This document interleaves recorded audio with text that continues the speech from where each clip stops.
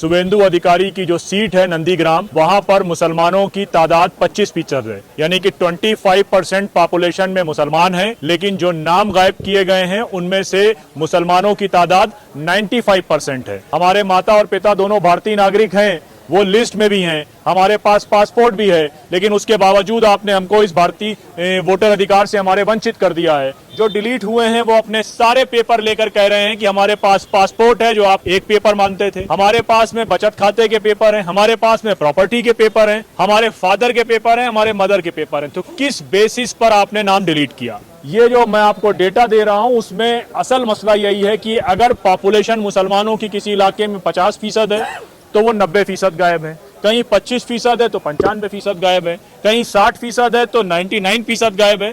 तो इसका मतलब ये है कि इस पूरे प्रोसेस में एक पर्टिकुलर कम्युनिटी, जिसको चुनाव आयोग ये समझता है कि उसकी जो माई बाप पार्टी है उसको वोट नहीं करता है, उस कम्युनिटी के लोगों को जानबूझकर हटाया गया है। अभी हम सब के सामने है जिस तरह से बंगाल में ये पूरी प्रक्रिया चल रही है।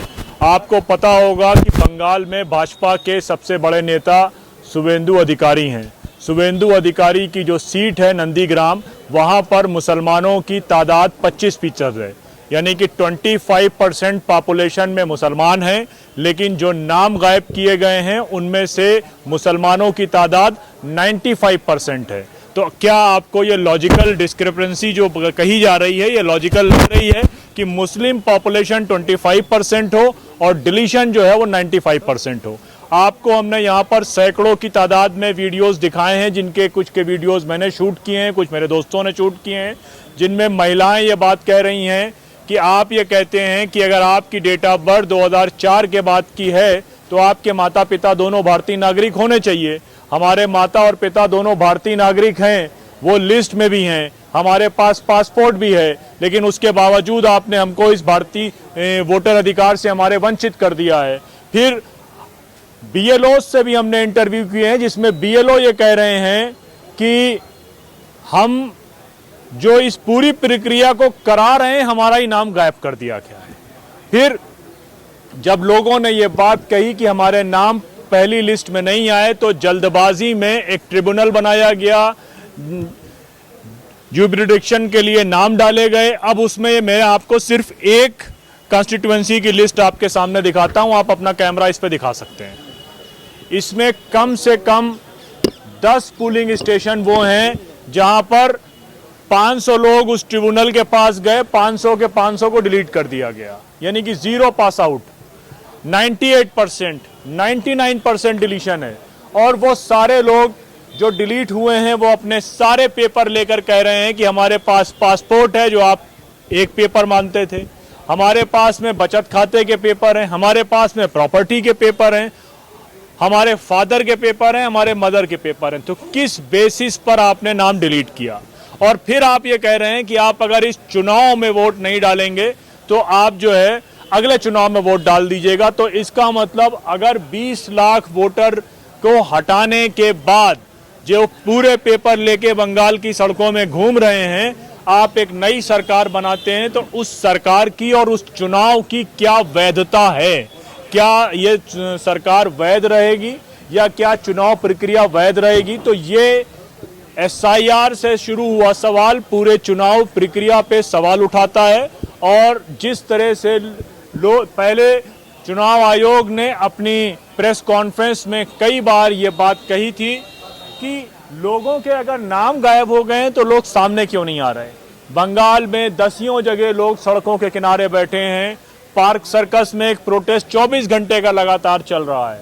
मालदा और मुर्शिदाबाद के अलग अलग जगहों में प्रोटेस्ट चल रहे हैं। और जब प्रोटेस्ट शुरू हुए तो आपने प्रोटेस्ट को दबाने के लिए नेशनल इन्वेस्टिगेशन एजेंसी NIA, जो आतंकवाद का मामला देखती है, उसको उस प्रोटेस्ट को दबाने के लिए आपने NIA को भेज दिया। तकरीबन 40 के आसपास गिरफ्तारियां अभी तक NIA ने करी हैं। यानी कि पहले आप ये कहते थे कि जिन लोगों के नाम गायब हुए हैं वो सामने क्यों नहीं आ रहे। जब लोग सामने आ रहे हैं तो उनको डराने के लिए आप NIA को भेज रहे हैं, ताकि लोगों को ये लगे कि अगर NIA ने गिरफ्तार किया है तो जमानत नहीं हो पाएगी। अब सवाल ये है कि लोग चुनाव लड़ें या अपने नाम बचाएं, या जिनके नाम घर के लोगों के गायब हो गए, वो जिस परेशानी में, उस परेशानी में बात करें, या जो मौसम नूर अभी आपसे प्रेस कॉन्फ्रेंस में कह रही थी, वो नामांकन था, उनके नामांकन के बाहर आते ही उन्होंने जो है वो वहाँ से वीडियो के जरिए हमसे मिली, तो उन्होंने हमसे कहा कि उनकी कॉन्स्टिट्यूएंसी में 80,000 उनकी विधानसभा में लोग गायब हो गए। अब उनको ये समझ में नहीं आ रहा कि वो उन लोगों के नामों की बात करें, कैसे नामों को ऐड कराएं, क्या कोर्ट की तरफ जाएं, क्या दोबारा से ट्रिब्यूनल में जाएं, या वो अपने चुनाव पे फोकस करें। उन्होंने कहा कि तकरीबन 4 लाख उनकी सांसद, जो पुरानी उनकी सांसद का जो क्षेत्र था, संसदीय क्षेत्र, वहाँ से 4 लाख लोग गायब हैं। तो जाहिर सी बात है, और उसमें ये जो मैं आपको डेटा दे रहा हूं, उसमें असल मसला यही है कि अगर पॉपुलेशन मुसलमानों की किसी इलाके में 50% है तो वो 90% गायब है, कहीं 25% है तो 95% गायब है, कहीं 60% है तो 99% गायब है। तो इसका मतलब ये है कि इस पूरे प्रोसेस में एक पर्टिकुलर कम्युनिटी, जिसको चुनाव आयोग ये समझता है कि उसकी जो माई बाप पार्टी है उसको वोट नहीं करता है, उस कम्युनिटी के लोगों को जानबूझकर हटाया गया है। तो ये हम लोग पहले से कह रहे थे कि SIR स्पेशल इंटेंसिव रिवीजन नहीं, स्पेशल इंटेंसिव डिलीशन है, और ये डिलीट कर रहा है लोगों को, राष्ट्र की जो चुनावी प्रक्रिया है उससे बाहर कर रहा है, और उसके खिलाफ हम लोग हैं। यहाँ पर उसी पे प्रेस कॉन्फ्रेंस हुई थी, और आगे आने वाले दिनों पे फिर हम देखेंगे कि हम कोर्ट में कैसे जाएंगे, कैसे अपने सेंटर बनाएंगे। तकरीबन 20 सेंटर हमारे APCR के बंगाल के अलग अलग इलाकों में काम कर रहे हैं, और ज़रूरत पड़ी तो हम उनको आगे भी बढ़ाएंगे। सुप्रीम कोर्ट में भी हम हैं, और हाई कोर्ट भी जाना पड़ेगा लोगों को लेके, तो हाई कोर्ट भी जाएंगे। धन्यवाद। अभी भाई आंकड़ा आपके सामने है कि आबादी 25%, डिलीशन 95%। अब आप इसको आंकड़ा कहें, साजिश कहें, या जबरदस्ती कहें, या ये नंदीग्राम का आंकड़ा है जहां पर शुभेंदु अधिकारी भाजपा के सबसे बड़े नेता चुनाव लड़ रहे हैं। तो अब आप ये तय करें, ये साजिश नहीं है बल्कि खुली खुली वोट की डकैती है।